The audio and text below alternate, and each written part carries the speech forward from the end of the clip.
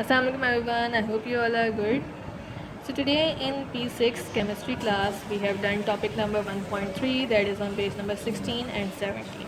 In this topic we have covered some of the properties of solids and liquids.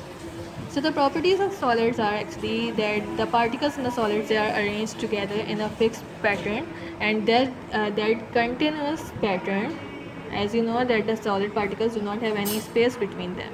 So this continuous pattern of the particles in a solid is known as a lattice-like structure. So basically they are present in a lattice-like structure. What is a lattice-like structure? A lattice-like structure is actually the continuous pattern of the solid particles, and this particular pattern is known as lattice.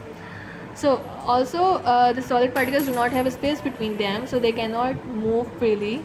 In the solid particles, the particles do not move freely because they do not have a space between them. But when they are heated, they kind of vibrate just in one place. So the particles only vibrate in one place, but they do not move freely. And when they get a lot of heat energy, so their particles move at much faster rate, and they begin to move away from each other, and they turn into the liquid. Solid particles, as you know that they are very close to each other, so they have a strong force of attraction between them, which makes them bind it together.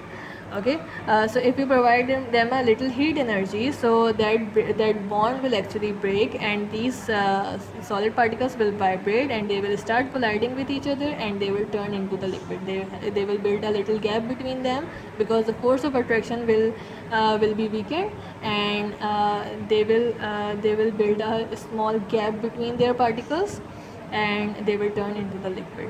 So some of the properties of the solid are that they have a fixed shape, they have a fixed volume, they have a strong force of attraction between their particles, they are arranged in a lattice-like structure, and their particles do not have gap between them, and they do not move freely because they do not have gap between them, so they only vibrate in one position. If we talk about the liquid particles, they do not have a shape. They take the shape of the container, and they have a volume. They have a definite volume. So why do they take the shape of the container? Actually, as you know that the liquid particles have little gap between them. So if you pour them in any of the containers, so their particles will slide over each other, and they will get adjust, and they will get adjust in any of the space, in any of the container, because their particles can slide over each other. So this is the reason that why the liquid takes the shape of any container. Okay, so as you know that their particles have little gap between them, it means that the force of attraction between their particles is very weak. They do not have much high force of attraction between the particles, and their particles, when you heat them, they will start colliding with each other, and they will they will build a energy.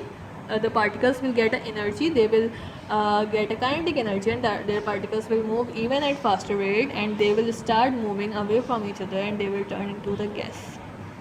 So these are the properties of the liquid. The properties of the liquid are they do not have any particular shape. They take the shape of the container because their particles have a little gap between them, so they can slide past over each other, and they can adjust in any of the container.